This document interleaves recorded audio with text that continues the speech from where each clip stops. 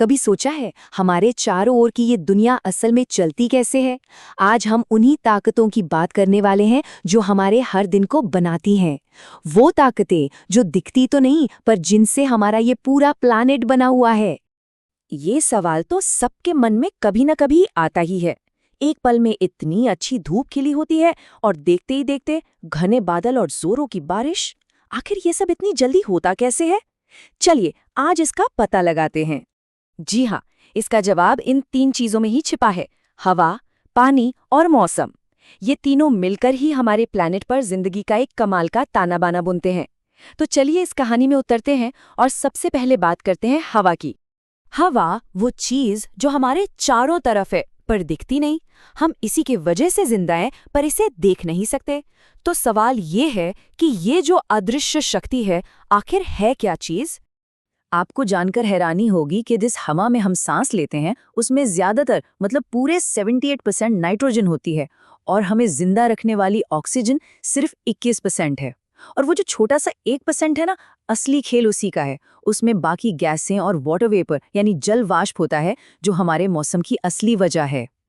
और जब ये हवा का पूरा समंदर चलने लगता है ना, तो उसी को हम पवन या हवा का चलना महसूस करते हैं।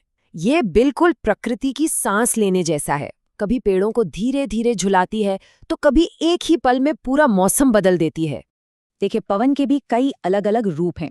जब हवा हल्की और अच्छी लगती है तो उसे ब्रीज कहते हैं। जब यही हवा थोड़ी रफ्तार पकड़ ले तो वो गेल बन जाती है। और जब ये अपनी पूरी ताकत से गरजती है तो उसे स्टॉर्म यानी तूफान कहते हैं। है तो एक ही चीज, चलती हुई हवा, बस उसके मूड अलग अलग हैं। तो हवा की बात हो गई। अब चलते हैं पानी के कभी ना खत्म होने वाले सफर पर। ये एक ऐसी चीज है जो लगातार अपना रूप बदलती रहती है और हमारे प्लैनेट पर जीवन को चलाती रहती है। पानी तो भाई एक जादूगर जैसा है। एक पल में ये पहाड़ों पर ठोस बर्फ बनकर जमा होता है, अगले ही पल नदी में बहता हुआ लिक्विड बन जाता है और फिर अचानक भाप बनकर मतलब जलवाष्प बनकर हवा में गायब हो जाता है। और इसका राज, सारा खेल तापमान का है। देखिए, जब बर्फ गर्म होती है तो पिघलकर पानी बन जाती है। उसे और गर्म करें तो वो भाप बनकर आसमान में चली जाती है। इसे इवेपोरेशन कहते हैं। और फिर जब वही भाप ठंडी होती है तो वापस पानी की छोटी छोटी बूंदें बन जाती हैं, जिसे कंडेंसेशन कहते हैं। बस यही छोटा सा डांस है जो हमारे मौसम को कंट्रोल करता है। और ये जो पिघलना, जमना और भाप बनना है ना, यही सब मिलकर एक बहुत बड़े पूरे प्लैनेट पर चलने वाले इंजन को पावर देते हैं। और उस इंजन का नाम है वाटर साइकिल यानी जल चक्र। ये पृथ्वी की लाइफलाइन है जो लगातार जमीन, हवा और समंदर के बीच पानी को घुमाती रहती है। चलिए इसे एकदम आसान भाषा में समझते हैं। सूरज की गर्मी से पानी भाप बनता है। ये भाप ऊपर जाकर ठंडी होती है और बादल बना लेती है। ये हो गया संघनन। जब बादल बहुत भारी हो जाते हैं तो वो बारिश या बर्फ के रूप में पानी को नीचे गिरा देते हैं और आखिर में वो सारा पानी नदियों और झीलों में जमा हो जाता है ताकि ये साइकिल फिर से शुरू हो सके। तो हवा और पानी के इन बड़े बड़े सिस्टम्स का आखिर मतलब क्या है? जवाब हर रोज हमारी खिड़की के ठीक बाहर होता है, मौसम।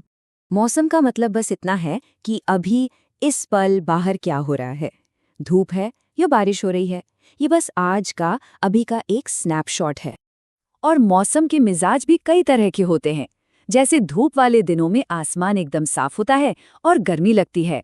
वहीं बादल वाले दिनों में सूरज छिप जाता है और मौसम थोड़ा ठंडा हो जाता है। और फिर वो दिन भी होते हैं जब तेज हवाएं चलती हैं। और जाहिर है बारिश वाले दिन तो होते ही हैं जब बादल अपना सारा पानी वापस जमीन पर भेज देते हैं। लेकिन रुकिए, मौसम तो कहानी का बस एक हिस्सा है। अगर हम थोड़ा जूम आउट करके देखें तो हमें एक बड़ी पिक्चर दिखाई देती है, जलवायु और ऋतुओं की।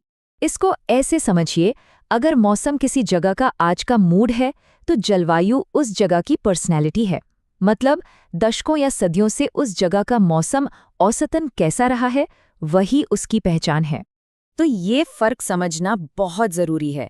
मौसम बताता है कि आज छाता लेकर निकलना है या नहीं, और जलवायु बताती है कि उस जगह पर रहने के लिए किस तरह के कपड़े अलमारी में रखने चाहिए। और जलवायु के ये जो बड़े बड़े पैटर्न्स हैं ना, यही असल में प्रकृति की एक लय बनाते हैं, जिसे हम ऋतुएं या सीजन्स कहते हैं। ये साल के वो हिस्से हैं जिनका मौसम लगभग तय होता है और हर एक का अपना एक अलग मजा होता है। हम आमतौर पर 4 मुख्य ऋतुएं महसूस करते हैं: गर्मियों की तेज धूप, मानसून की झमाझम बारिश, सर्दियों की ठंड और वसंत की नई ताजगी। और हर एक ऋतु हवा और पानी के उसी ग्लोबल डांस का नतीजा है। हवा, पानी और मौसम की ये जो पूरी कहानी है, ये अरबों सालों से ऐसे ही चल रही है। लेकिन अब इस कहानी में एक नया किरदार आ गया है, हम, यानी इंसान। और बात यह है कि हमारी एक्टिविटीज जैसे कि फैक्ट्री चलाना या गाड़ियां चलाना हवा के उस नाजुक बैलेंस को बदल रही हैं। इससे कुछ ऐसी गैसें बढ़ रही हैं जो सूरज की गर्मी को बाहर जाने से रोकती हैं। जब ये गैसें सूरज की गर्मी को एक कंबल की तरह रोक लेती हैं, तो हमारे प्लैनेट का तापमान धीरे धीरे बढ़ने लगता है। इसी को ग्लोबल वार्मिंग कहते हैं। और इसकी वजह से वो जलवायु बदल रही है जिसे हम सदियों से जानते आए हैं। और यहीं पर आकर एक बहुत बड़ा सवाल खड़ा हो जाता है। ये नेचुरल सिस्टम अरबों सालों से परफेक्टली काम कर रहा है, पर अब हमारे कामों का असर इस पर पड़ रहा है। तो सवाल यह है कि हमारे काम इसके भविष्य को कैसे बदलेंगे?